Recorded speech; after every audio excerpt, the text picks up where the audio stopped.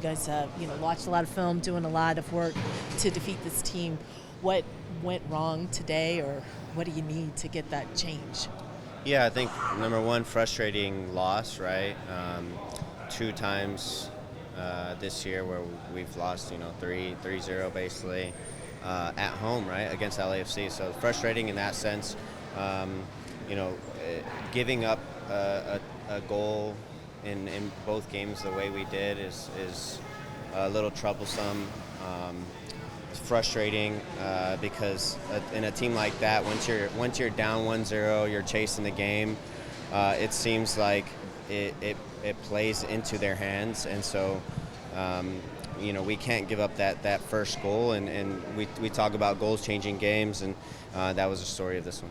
When you look around the locker room, do you have what you need to change the outcome to get a win against these guys?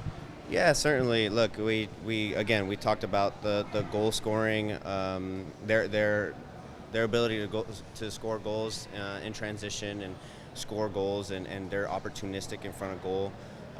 But we believe in this locker room. We're in a quarterfinals. We're in a semifinal. We're starting to get some strides going with the results. But yeah, now it's about regrouping and understanding that we got some trophies to play for, and we have to be ready for the next chance that we get. What did happen on that first goal? Yeah, I think Alex and I may have had a little bit of a miscommunication. Alex was a little bit narrow, and Hollingshead was a little bit higher up. We were caught in between, and then really lucky to catch that bounce. I think Ryan had a good touch, but it's an unfortunate bounce on our part.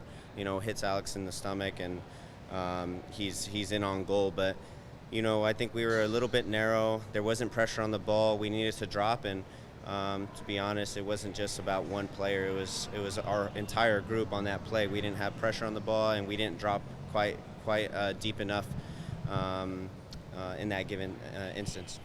And then Brian talked about just wanting to get a goal in the second half, just so you guys had something to build off of. And I don't know, how frustrating is it that you didn't get a goal? You didn't really create a ton of danger, really, in the second half. Yeah, I think the first 10 minutes were okay, right? Like, I think we're putting them under pressure. We didn't necessarily get clear chances, but we felt like we were on the front foot at least. And then, it was the story against LAFC, the previous game that we played, where we felt like we were doing okay, and then all of a sudden they have a transition goal that kind of ends the game, right? And so, again, the frustrating part where, at 2-0 you get a goal, you feel like you're back in the game, but then, goals change games. 3-0, it kind of puts a stamp on the game. You mentioned regrouping. What specifically can the team do to make sure that a result like this doesn't happen in the Open Cup semifinal? Yeah, look, we got to understand the way they play, right? They're a transition team, goals change games, and maybe we can drop and make them try to break us down next time, right? It's the cat and mouse game, right? We want to implement the way we want to play. We don't want to change much about the way we play because we've been drilling this all season. But against teams like LAFC that can really hurt you on one chance, maybe we can play a little bit deeper, a little bit more honest. So it'll be an interesting matchup against LAFC in the Open Cup, and we'll be ready for it. How do you balance this with the really impressive Galaxy win and Pumas win? How do you take those 3 games? Yeah, it's been an interesting summer, I think, because we've had a lot of home games. We've gotten results at home. We've had some big performances in League Cup. We felt like we were making some or having some momentum going into this game. We felt up for it, and then it's a big loss, and so now you have another game to regroup in Minnesota, and we always talk about the league as a roller coaster, and you can't get too high and too low, and so this is just another, whether you lose 1-0 or 3-0, it's a loss. So that's how we're looking at it, and going back to the drawing board against Minnesota, that's going to be tough. about the speed of play today? Did it feel slower, and how did that impact the way you guys attacked? Yeah, it certainly felt slower.